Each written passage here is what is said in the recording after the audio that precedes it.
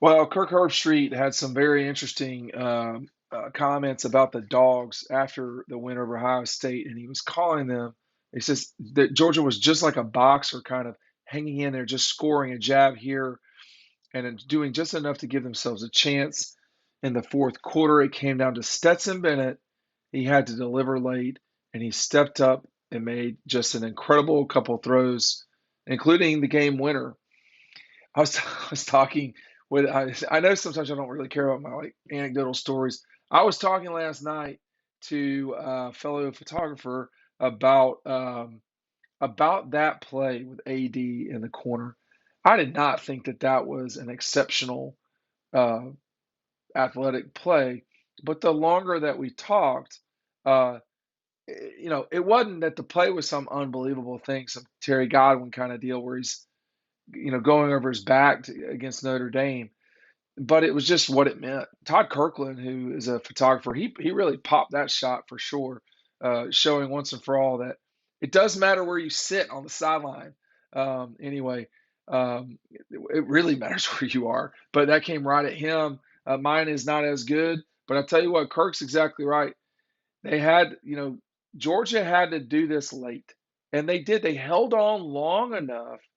To they held on long enough to give themselves a shot. The defense, you know, Ohio State obviously scored the bulk of their points in the first half.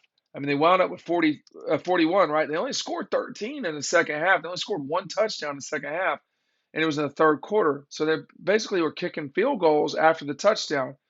Okay, and they made them until they didn't need to miss, and they missed. And so, you know, in that case, um, Georgia's defense, like, there's a lot that happened in that game. And there's a lot that happened at that game that can be fixed in an 8, 9 day period before you play the next game. And if you look at the way, though, the good news is for Georgia fans that Keeley, Lassiter, Christopher Smith, Starks, they all stuck in there. They tried like Bullard too, by the way. They all stuck in there and tried like hell to just hold on because the rush was not getting home. And I am not that guy. But, look, they just weren't going to call holding.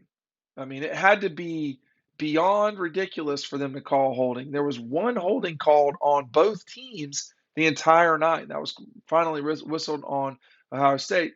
I talked to so many people here lately. One person I really trust in football world said about the holding situation that it was so egregious that like their view was that the officials were saying, "Hey, we're just going to let them play. Whatever happens, we're going to let them play." But that's great and everything, but it negated one of the things Georgia does well, which is dominate with the defensive line. And a missed tackle here and a missed tackle there, and Stroud, one of those missed tackles was for a touchdown. And when Georgia missed tackles, Stroud made them pay. So look, both teams really good. Now I'm not complaining about the officiating. I'm saying it's what it was. And if you're not going to call it, to some degree, Georgia has to adjust and make tackles in the backfield. Getting off my point though, Georgia did have to deliver late, and in this case, they did. Make sure you are signing up for our newsletter below. We've had so many stories, y'all, lately. We cannot keep up with it. The number one way to make sure you're not missing out on all of the stuff that we have uh, is by signing up for the newsletter. It does not cost money. We had one. There were 8 stories today on Dog Post. I mean, not just like fluff, real stories. So make sure you're going over there and not missing out. And you want to make sure the sign up is right down below. Our friends at Red Zone are going to be ready for the national championship. They're on Clayton Street in Athens. The Dogs got to do their part, but I can assure you that Scott and Mindy over at Red Zone will have it ready for you to walk in the store and grab gear Tuesday morning. Okay, they're going to have more stuff after that, but if you have your fix, go get it then. you know, Part of what Kirk is describing is is frankly is mental toughness. Is and Kirby talked about it after the game too. He talked about how they would not give up. I've got those quotes somewhere. I can't find all of these quotes, but um, he basically just said, okay, here's what he said. He said, I could not be prouder of what y'all did. This is Kirby speaking. I could not be prouder. No one ever quit. No one ever flinched. And then he says, did we play our best game? And the answer was no from the crowd, from the players in the room. He said, I am so freaking proud of how y'all never stopped. They just told me it's the first time in the history of the college football playoff a team was down 14 points in the fourth quarter and came back and won. Do you know how we did that? Connection, connection. And he talks to Jack Penesley. He says, "Where are you?" He says, "Pod, where are you? Uh, you came through when we needed you. Do you know what I mean?"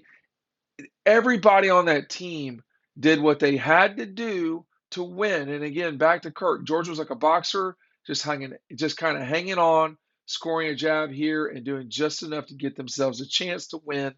In the fourth quarter, uh, you have to um, you have to fight your way through difficult times in sports.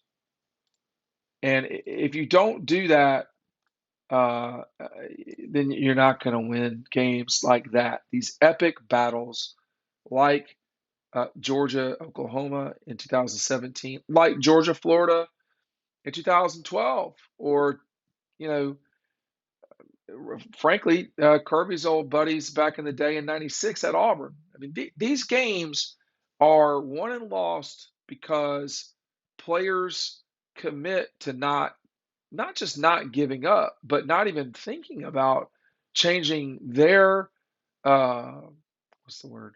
Not even thinking about changing their fight and tenacity towards the game. Think about all the moving parts in a football game. Think about how Georgia was down 18 points, y'all, to a team that was about hot as fire coming into the second half, and added some points, y'all. So it just it was a remarkable win. I think the way Kirk put it after the game is about right. I mean, they just try to hold on like hell before you know you have to do what you have to do. It was not dissimilar from the Missouri game, and I know as one of the few people that was that well, frankly, a lot of the beat guys were out there, but like the photographers and Atlanta TV, they really weren't out there. So it wasn't a usual bunch of folks that were at the Missouri game because they were 30-point favorites. You're going all the way out there to Middle Earth.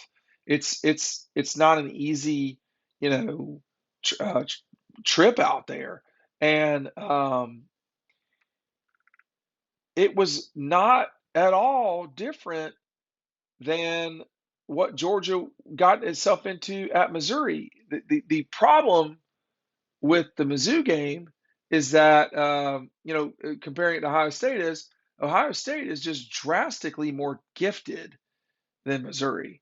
But when you look at, Georgia took a 24-21 lead, y'all, and then Ohio State ripped off 17 points in a row.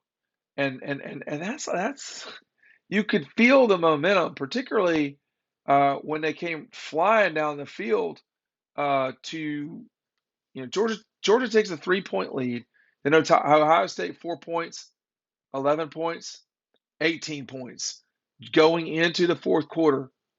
Okay, and then all Georgia can do is scratch out a field goal from Jack from 31 yards. They wanted to go for it there. And then, Georgia just kind of turned it on, y'all. Um, I thought as soon as so there were a lot of moments in this game where I thought one team had won or lost, or they were in real trouble. When Georgia, when obviously the fake punt was a big deal, but when Ohio State could not get anything other than a field goal on their second to last drive, I knew they were in real trouble. I thought Georgia was going to win the game, but they didn't slow play the clock. And then that gave Ohio State, with 2 timeouts, the ability to get down the field and try to win. So it really, I know Georgia and TCU are going to play. We still got 7 days before that, so, or whatever it is. So, it was such a difficult game, and therefore a classic. I just can't stop talking about it.